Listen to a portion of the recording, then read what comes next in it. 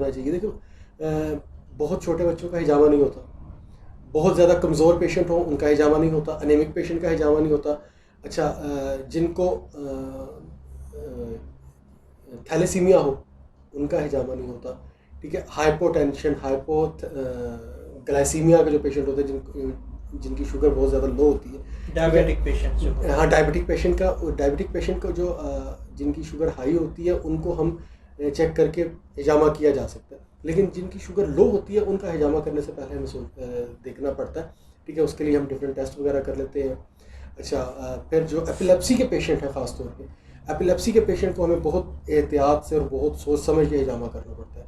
तो ये इसमें साइड इफ़ेक्ट नहीं है, एहतियातें बहुत ज़रूरी हैं, ठीक है। जिनमें आयरन की कमी हो, ठीक है, वो हम देख लेते हैं पहले, उसके लिए हम टेस्ट करवा लेते हैं, सीबीसी का टेस्ट होता है, ठीक है। वो हम उससे पहले हम परफॉर्म करवा लेते हैं और इसी तरह शुगर का टेस्ट परफॉर्म करवा लेते हैं। तो फिर उसके according to symptom, according to जो टेस्ट रिपोर्ट है, फिर उसके मुताबिक हम हिजामा करते हैं।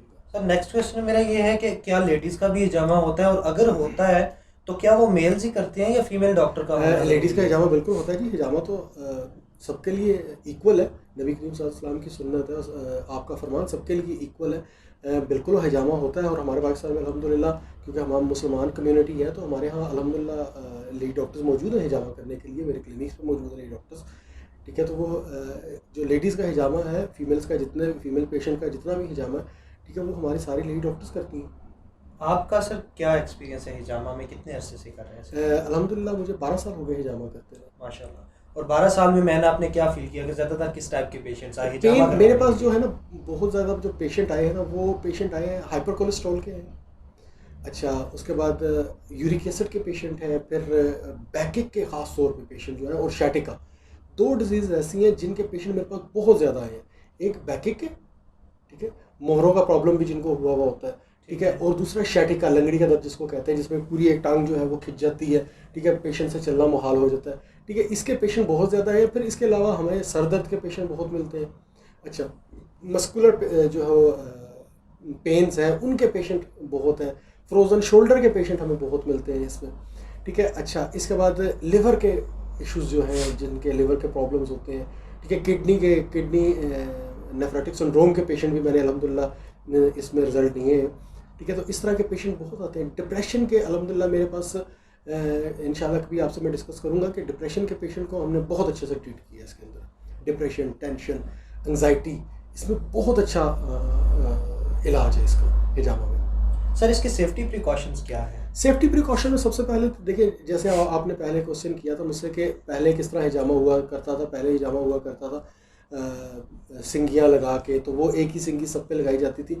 लेकिन अब अल्हम्दुलिल्लाह के इसके स्पेसिफिक जो है कप्स आ गए हैं, ठीक है। और वो होते हैं वन टच होते हैं, ठीक है, और डिस्पोजेबल होते हैं। एक पेशेंट पे हम एक ही कप इस्तेमाल करते हैं, इस्तेमाल करके उसको हम डिस्कार्ड कर देते हैं। अच्छा हमारे जो ब्लेड्स होते हैं वो सेफ्टी मेजर्स के मुताबिक होते हैं, ठीक है, स्टेलाइज होते हैं। फिर हमें प्रॉपरली ग्लव्स यूज़ करने होते हैं, ग्लव्स यूज़ करके, मास्क यूज़ करके हमें पेशेंट को अच्छा सैनिटाइज़ किया जाता है। तो पेशेंट की जो हमारा बेड होता है उसको सैनिटाइज़ किया जाता है। फिर पेशेंट के जो जब जहाँ हिजामा के पॉइंट्स होते हैं उसको पहले एंटीसेप्टिक जो सॉल्यूशन होता है हमारे पास, ठीक है, वो हम कुछ भी यूज़ कर सकते हैं, ठीक है, उससे पहले वॉश किया जाता है, ठीक है वो। अच्छा फिर उसके बाद हम सबसे पहले पेशेंट का टेस्ट भी ज़रूर करवाते हैं।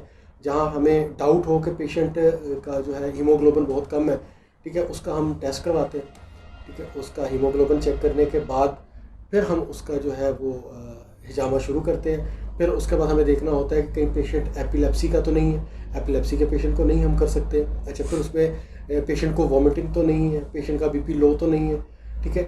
ये हमारे जो है ना सेफ्टी प्रिकॉशन जो है हमारे यहाँ ये बहुत ज़रूरी देखे जाते हैं, ठीक है। इसके बाद हम जो है अपना प्रोसीजर जो है वो हम स्टार्ट करते हैं। ठीक है सर, प्रोसीजर के बारे में तो इंशाल्लाह हम नेक्स्ट वीडियो में डेमोस्ट्रेशन लेंगे आपसे। इंशाल्लाह। मेरा नेक्स्ट क्वेश्चन ये है सर कि हिजामा में जो ब्लड आता है, ठीक है, क्या वो आम जो अपने हमारी वेन्स में ब्लड है उसी की तरह का होता है या उसमें डिफरेंस होता है कोई, और वो कहाँ से आता है? अच्छा इस तरह है कि एक दो चीज़ें, एक तो है हमारी वेन का ब्लड है, वो तो आप बहुत सारे हमारे जो है मेडिकल के लोग जानते हैं। जो हमारी वेन्स का ब्लड होता है वो डिऑक्सीनेटेड ब्लड होता है, ठीक है। अच्छा, अब हिजामा में जो ब्लड आता है ना, हिजामा, अच्छा इसके अलावा जो हम ब्लड देते हैं उस ब्लड का लेवल हो रहा है, और जो हमारा हिजामा का जो ब्लड रिलीज होता है उसका लेवल हो, नबी करीम सल्लल्लाहु अलैहि वसल्लम की सुन्नत है, और जब आपने कह दिया, ठीक है, तो उसमें शफा रखी गई है। होता है कि जब हम कप लगाते हैं ना, तो 10 मिलीमीटर्स के एरिया के अंदर जो है ना, ठीक है, एक वैक्यूम प्रोड्यूस होके ना, वो 10 मिलीमीटर्स के एरिया के अंदर से जितने भी टॉक्सिक्स होते हैं ना, वो उस एक पॉइंट पे इकट्ठे हो जाते हैं, ठीक है। वो 10 मिनट की जो होता है हमारा जो कप होता है, 10 मिनट हम उसको वैक्यूम करते हैं, वैक्यूम करने के बाद उसके बाद हम पैचेस लगाते हैं उसको, ठीक है। जो वो 10 मिलीमीटर के एरिया के जितने भी हमारे टॉक्सिक्स होते हैं वो एक पॉइंट पे इकट्ठे हो जाते हैं हिजामा से, ड्यू टू वैक्यूम। ठीक है।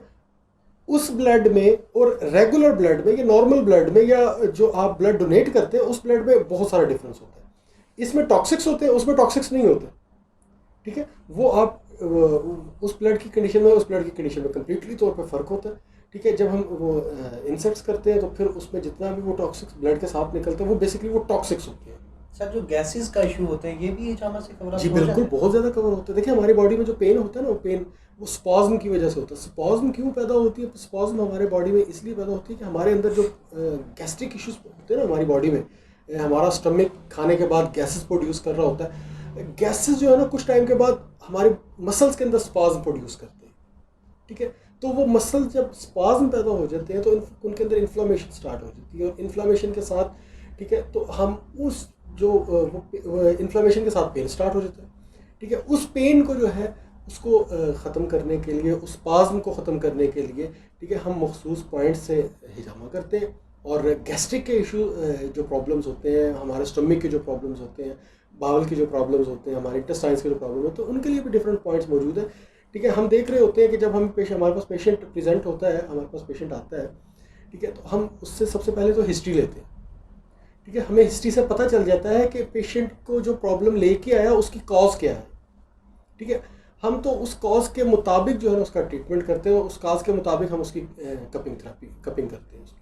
ठीक है सर। सर, लास्ट क्वेश्चन मेरा कि हिजामा करवाने के बाद पेशेंट को आप क्या रेफर करते हैं कि वो क्या उसके आगे जो प्रिकॉशंस हैं क्या होना चाहिए आगे? सबसे पहले तो हिजामा करवाने के बाद उसको क्या डाइट प्लान करना चाहिए, ठीक है, क्या कोई एक्सरसाइज है स्पेशल तो वो बता दें। अच्छा, एक्सरसाइज के हवाले से और डाइट प्लान के हवाले से ड्यू टू डिजीज़ होती है, ठीक है, वो हम इंशाल्लाह जब नेक्स्ट वीडियोस में हम करेंगे मुख्तलिफ जैसे शैटिका का या कमर का या बैक का जो हिजामा करेंगे हम, जो आपको मैं दिखाऊंगा इंशाल्लाह कि हिजामा कैसे किया जाता है। तो उसके साथ इंशाल्लाह मैं आपको डाइट प्लान भी साथ में बताया करूँगा और हल्की फुल्की एक्सरसाइज भी बताया करूँगा जो आप रोज़मर्रा करके अपने आप को हेल्दी रख सकते हैं और इन तरह के इश्यूज से बच सकते हैं, ठीक है।